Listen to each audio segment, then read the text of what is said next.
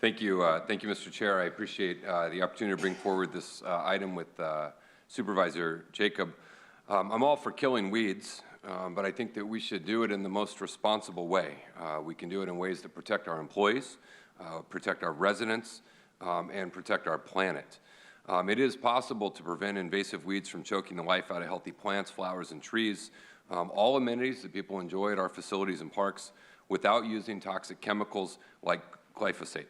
The county's integrated pest management program current practice is to prioritize the use of non-chemical controls such as weed whacking or pulling weeds if they are determined to be feasible and effective, then to look for opportunities to use organics, and then to look at possible chemical pesticides.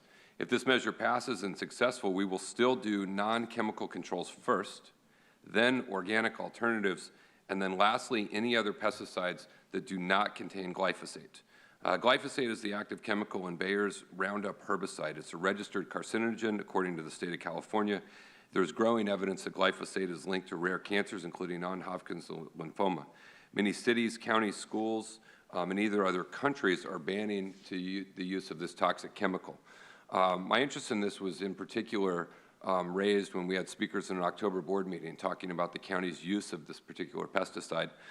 We spent time to learn more about the county strategy, which we had a memo from staff in January, and Supervisor Jacob and I agreed that we needed to do more to address pesticide use, including prioritizing organic alternatives and in particular banning the use of this particular toxin.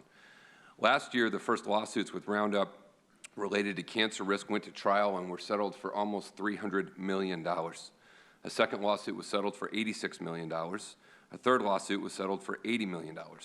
These landmark rulings reflect growing scientific evidence and shifting attitudes around the continued use of toxic chemicals.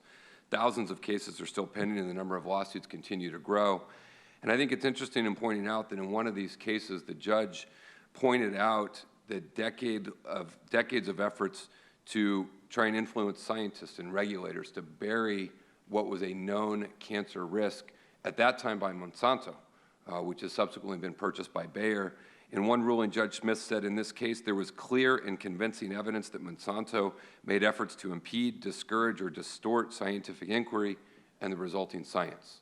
Well, the reality is today we know. And so because we know that, today it's our obligation to take action to protect our county workers who are out using these products, to protect the folks who visit, and the broader communities and efforts that we have. Continued use of known carcinogens represents a threat to public health. And if we take this action, we will be joining another number of cities, counties, the University of California, and others who are concerned about public health, concerned about native pollinators, concerned about cancer risks.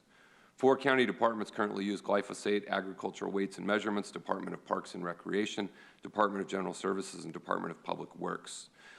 Today's action will direct the Chief Administrative Officer to amend the county's IPM program to prohibit the use of glyphosate-based products and to prioritize the use of organic alternatives on all county-owned and maintained properties, and return to this board in 120 days with a final policy for consideration and hopeful adoption.